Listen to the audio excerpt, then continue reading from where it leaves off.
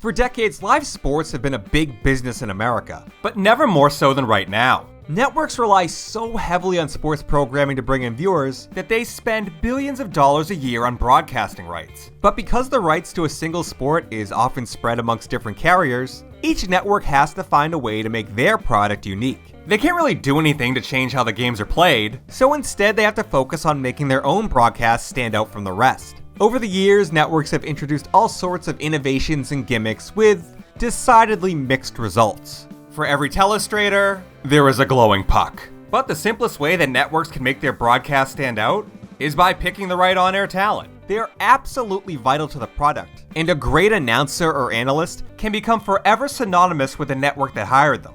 Bob Costas, Charles Barkley, Dan Cortez. But while hiring a new talent is the easiest way to stand out, it can also be the easiest way to screw up. Sports fans are incredibly fickle, and if they think someone isn't up to snuff, they'll make sure to voice their displeasure. Hey, I'm as guilty of it as anyone. The worst part of making my Pedro vs. Don Zimmer video was having to listen to old clips of Tim McCarver. It's been over 2 decades, and hearing that dude's voice still makes me mad. But as strongly as I hated Tim McCarver, there was an announcer that half of America hated even more. A man whose hiring made national news and sparked immense controversy. A man who was hired for one of the most coveted jobs in sports television without having ever even announced a game before. I hope you're ready for some football, because this is Pop Culture Hyperfixations, and today we're taking a trip to the year 2000 to take a look at the time Dennis Miller joined the team at Monday Night Football.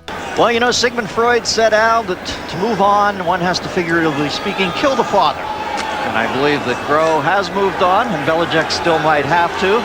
By the way, does anybody know what Freud scored on the Wonderlic test? But before we talk about why Miller joining the show was such a big deal, we have to go back 30 years earlier to the show's inaugural season on ABC. While the idea of a weekly nationally televised football game in primetime wasn't new, the NFL had tried and failed in the 60s with a show on the Dumont Network, the presentation of Monday Night Football in itself was unlike anything that had ever been on TV. Under the leadership of legendary ABC sports president Roone Aldridge, the show totally changed how sports were broadcast on television. Among the many innovations of the show was the use of a trio of announcers as opposed to the usual duo. That team consisted of play-by-play announcer Keith Jackson, former Dallas Cowboys quarterback Dandy Don Meredith, and the always controversial Howard Cosell. Well, in modern times, Cosell is probably thought of more fondly due to his memorable interactions with Muhammad Ali, or maybe just because his voice is so fun to imitate. But in the 70s, Cosell didn't have the highest approval rating. We could spend hours looking at historical context to try and piece together what exactly was it about Cosell that rubbed people the wrong way, or I could just save us all the time and say that, I don't know man, it just seems like a lot of people thought he was a smug asshole and didn't want him on their football broadcast. I know writers who use subtext and they're all cowards. But in spite of their feelings about Cosell, Monday Night Football proved to be a huge success and quickly became destination television. As the years rolled on, seemingly nothing could stop the momentum of the show, even changes in personnel. After the first season, Jackson was replaced by football legend Frank Gifford. Meredith and Cosell both left the show in the mid-80s, and along the way, there was a lot of other guys who had brief stints on the show but didn't stick around too long, and yes, that was exactly who you thought it was. One person who did end up sticking around was the play-by-play announcer hired in 1986, Al Michaels. Michaels would go on to become the defining voice of Monday Night Football as he helped shepherd the show through the 80s and 90s. It was actually a game in 1990 that would set an all-time viewership record for the show, as 41.5 million people tuned in for a game between the Giants and 49ers. During Al's tenure, the show would finally begin to consistently crack the top 10 highest rated shows for the year, which sounds like it'd be a good thing, but ABC executives didn't see it that way. The show was still doing ratings that'd be great for any other show, but ABC wanted more from their flagship sports franchise. Beginning in the mid-90s, it was far and away the highest rated show on ABC, but it was still losing to shows like Caroline in the City, Suddenly Susan, and The Naked Truth. It was costing ABC $250 million a year to broadcast Monday Night Football, and it was losing to Kirstie Alley's other sitcom. And those top 10 finishes weren't as impressive as they sound. The late 90s saw the rise of cable television, which meant that all network ratings across the board were down. And that included Monday Night Football, who saw their viewership numbers dwindle as more and more young men stopped watching football and started watching wrestling. Do we have channel 151 because I want my Monday Nights Raw. ABC tried to right the ship through more personnel changes, but nothing they were doing was working. And by the time the new millennium hit, Monday Night Football's ratings were at an all-time low. To add insult to injury, World Wrestling Federation chairman and all-around trash human being Vince McMahon announced he would soon be starting his own football league, the XFL. With hindsight, we now know what a joke the XFL turned out to be, but given how much of a dent the WWF had taken out of Monday Night Football's popularity, ABC execs had a right to be concerned. Desperate to get the show back on track, they threw a metaphorical Hail Mary and gave a call to a retired executive named Don Ohlemeyer. Ohlemeyer was actually the very first producer hired for Monday Night Football when it went on the air in 1970, but that was just a stepping stone to far greater success. After many productive years at ABC, he moved over to NBC, where he eventually worked his way up to the president of the network's West Coast division. Now, if you already know Don Ohlemeyer's name, it's probably as the guy who made the boneheaded decision to fire Norm Macdonald from Weekend Update. But Ohlemeyer wasn't just some hack exec that exclusively made bad decisions. He played a big part in helping NBC dominate the 90s, and among his contributions was branding Thursday night's must-see TV and giving an unknown writer named Conan O'Brien his own late-night show. Ohlemeyer had retired in 1999, but when ABC came to him a year later offering him a chance to come back and run Monday Night Football, he agreed under the condition he was given total control. Surprisingly, ABC said yes, and Ohlemeyer almost immediately cleaned house of everyone not named Al Michaels. Like I mentioned earlier, the easiest way to put a stamp on your broadcast is through the selection of the right announcers. And Ohlemeyer figured the quickest way to get some buzz for the show was through a very public search. The original choice was recently retired coaching legend Bill Parcells, but after that deal fell through, the field opened up to all manner of candidates. Steve Young, Nate Newton, Jimmy Johnson, Tom Jackson, and Robin Roberts were all rumored candidates, but ultimately the only other athlete hired was NFL Hall of Famer Dan Fouts. Ohlemeyer wasn't done there, as he wanted to try something radical for the show.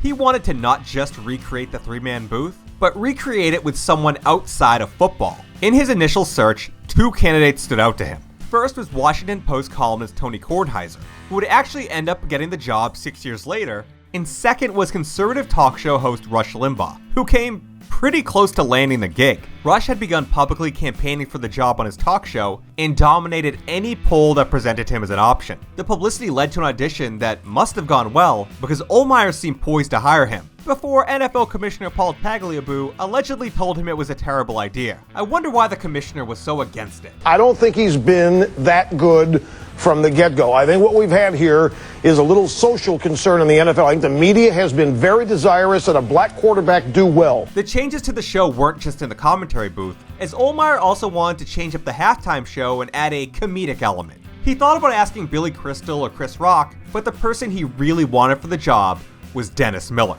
Miller was a stand-up comedian who first gained national recognition as the Weekend Update anchor on Saturday Night Live. After leaving the show, he created the Emmy Award-winning Dennis Miller Live for HBO and saw his star continue to rise. The man was so popular that he got to host the MTV Video Music Awards in back-to-back years. Dennis was a phenomenal stand-up, but what set him apart was his combination of intelligence and cleverness. Combining obscure references and a verbose vocabulary, he crafted jokes nobody else would even think to write. Like a lot of comedians, he had a shtick. And in his case, it was his rants. But not the Bill Hicks kind, or the Sam Kinison kind, or the Dennis Leary kind, which is really just a worse version of the Bill Hicks kind. The Dennis Miller kind of rant was very much its own thing. Most talk shows are just bimbo-mercials. Connie Chung actually hosted a network news show for a year. And many sitcoms need two longshoremen with a pipe wrench to twist the canned laughter dowel. Bright people whom I really used to respect now stay home to watch Beverly Hills 90210.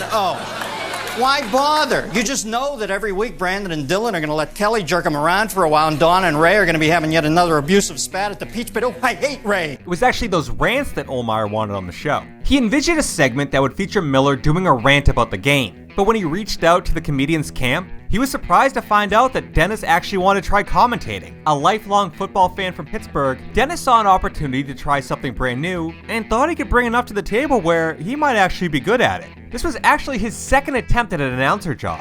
as he had tried to get a job with Fox when they get the NFL rights in 1994. Ohlemeyer was intrigued enough that he gave Miller an audition with Michaels and Faust, which consisted of doing a fake broadcast over the previous year's playoff game between the Buffalo Bills and Tennessee Titans. When asked about it years later, Dennis would say that he thinks it was his football knowledge that impressed Ohlemeyer. Tennessee, I believe, was on the 40-yard line of the opposing team, and they ran a flea flicker play, which is you hand off to a guy, and he goes into the line, and then he gives it back to the quarterback, and if they've bitten, the receiver's free deep. Now, so what do you make of the flea flicker call there, Dennis? And I said, well, I like the flea flicker when it's further back, because on the 40-yard line, even if they bite on the fake and come up, it doesn't take much for them to get back, because the field, the end of the end zone turns into another defender, a deep safety in essence. There's not that much space there.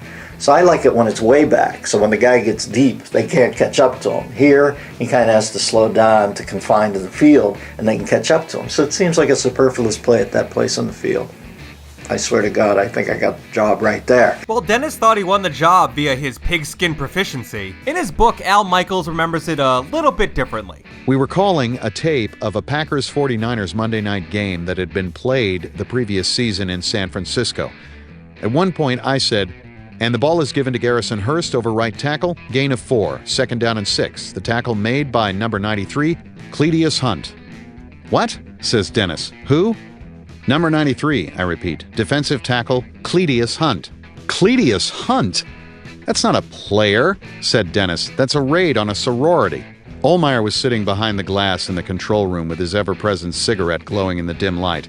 Right then he said, let's take 10. We looked at each other and simultaneously, in complete unison, said, we've got our man. I haven't seen such differing points of view since Bailey Kipper rented Rashomon. Either way, after Miller's audition, Ohlemeyer knew he had found his man and excitedly announced it to the press. The story made national headlines, and the reception wasn't as negative as you think it would be. Like I said, Miller was a pretty beloved figure at the time, and I also think a lot of people were just relieved it wasn't Rush Limbaugh. Still, there were plenty of skeptics who were unsure how the whole thing was going to work. They just didn't think he would fit in the booth. But others were quick to point out that a lot of people thought the hiring of Howard Cosell wouldn't work out either. Going into his first game, Dennis was self-aware about the difficult job he was walking into. Not only had he never broadcast football before, he had only been to one game in his life. When asked how he was going to balance comedy with analysis, he told Sports Illustrated, I have to find a Wallenda-like line. I think I'm getting paid to be Dennis Miller, but I'm also getting paid to be a sort of Pliny the Elder and just chronicle this. Man, only 1 in a million people would get that. Yes, we call that the Dennis Miller ratio. On July 31st, 2000, Al, Dan, and Dennis would finally make their on-screen debut during a preseason game between the New England Patriots and San Francisco 49ers. What makes this game interesting from a historical perspective is this was Tom Brady's very first NFL game. It was an unmemorable performance for the future GOAT, but as for Dennis Miller's performance, well, his was memorable for the wrong reasons. The footage is unavailable, so we can only go by what was reported at the time, and those reports weren't great. He did have his supporters, but a lot of people quickly soured on the Dennis Miller football experiment. Some people were upset that he was being too funny, while others were upset he wasn't being funny enough.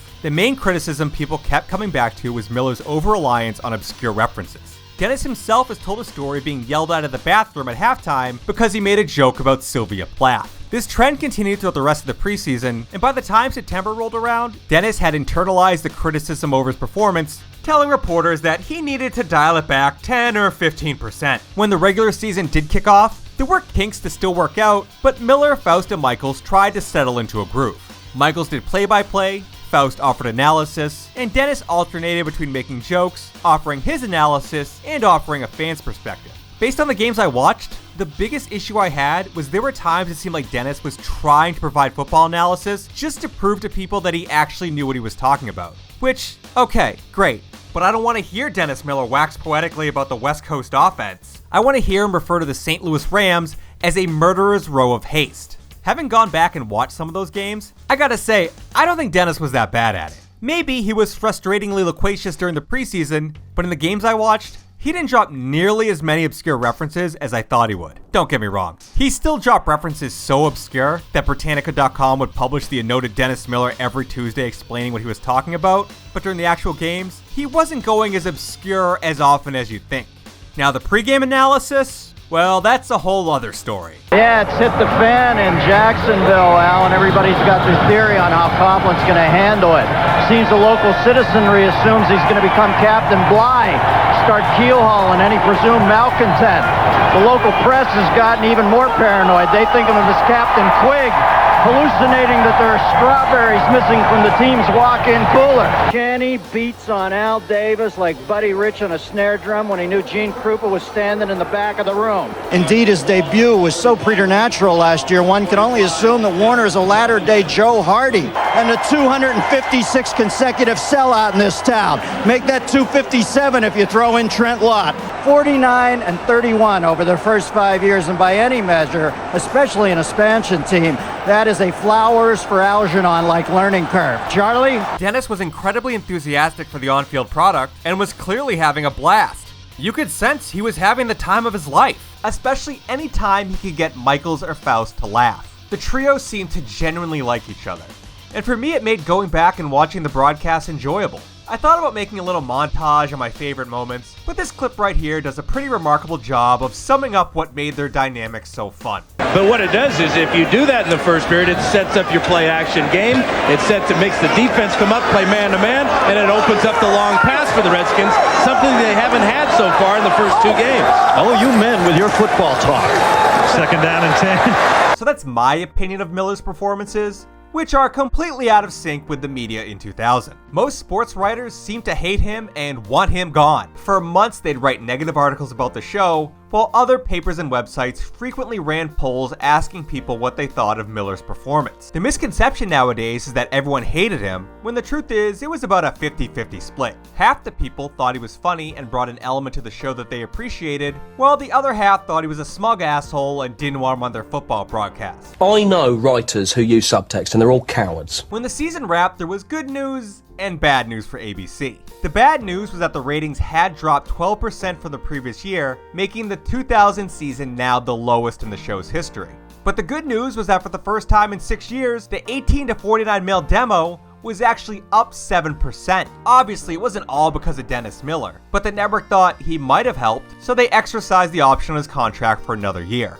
Unfortunately, Don Ohlemeyer wouldn't be there to see it, as the traveling commitments of the show proved to be too much and he retired once again. His replacement was producer Fred Godelli, who was excited to build upon the strength of the previous year. He actually wanted to increase Miller's role in the show, pitching the comedian on a weekend update style segment that would cover the various going-ons in the league, but it never came to pass. There was less controversy in Discourse during Miller's second season, which I'm guessing had something to do with the cultural haze surrounding those first few months after September 11th. Don't get me wrong, there was still discourse, just less. By the time the 2001 season concluded, the ratings for the show were still dropping, but ABC were still happy enough with their broadcast team that they announced that they were planning to bring back the whole crew for season 3. That was the plan until the legendary John Madden shockingly left Fox, which gave ABC the chance to bring in one of the greatest football commentators of all time. Unfortunately, that also meant giving Dan Faust and Dennis Miller the boot, which Miller took totally in stride. He viewed his time on the show as a blessing, and as a football fan, he was so excited for the Madden and Michaels pairing that he could find no reason to complain. To this day, he is incredibly zen about his tenure on the show and has nothing but positive feelings. Even the arrival of Madden to Monday Night Football couldn't turn the ratings around, as they would continue to decline every year before eventually the show ended its 25-year run on ABC and moved to ESPN, where it still remains to this day. At that point, Al Michaels would jump ship to NBC Sunday Night Football, which now holds the spot Monday Night Football had as the crown jewel of NFL programming. In 2011, the program would become the first weekly primetime football show to top the ratings, and to think, they did it all without Dennis Miller. Speaking of Miller, in the years since his tenure on Monday Night Football, dozens of articles have been written criticizing his hiring and categorizing it as an all-time flop. But that's just not really true. There's a famous quote in the Western The Man Who Shot Liberty Valance, "When the legend becomes fact, print the legend." Now, I've never seen the movie, but I have seen the HBO special Arliss did talking about it, and what it basically means is we often let the narrative dictate the truth, and that's what happened here. Contrary to anything you may have seen on any talking head show, it wasn't as bad as everyone remembers, and wasn't as unpopular as it seemed. Look, I'm not saying he was some all-time great announcer, but it was hardly the disaster it's been categorized as. If I'm making a list of the worst announcers of all time, I'm not sure Dennis Miller cracks my top 10. but that might be because I've Tim McCarver listed 9 times, so who's to say? I think Bill Simmons summed it up best when he pointed out in an article for Grantland that for all the critiques of Dennis Miller on Monday Night Football, hey, at least he was interesting. And look, I don't even really like Dennis Miller, given virtually everything he said or done since September 12, 2001, but I think the criticisms of his time on the show are pretty overblown. Look, I don't want to go on a rant here, so I won't. Hey, thanks for watching. If you liked the video, hit the like button. If you want to see more, hit subscribe. And who is the worst announcer of all time? Let me know in the comments. I mean, I know the answer is Tim McCarver, but I'm willing to hear other opinions that are wrong.